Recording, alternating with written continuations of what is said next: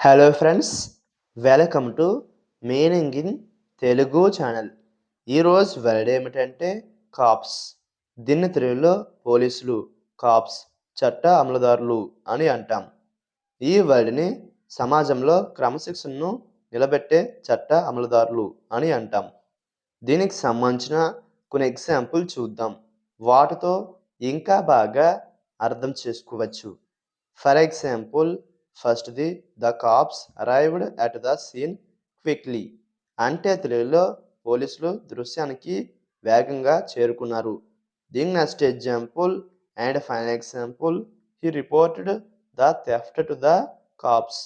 అంటే తెలుగులో అతను దొంగతనాన్ని పోలీసులకు నివేదించాడు. ఈ వీడియో మీకు నచ్చితే లైక్ చేయండి.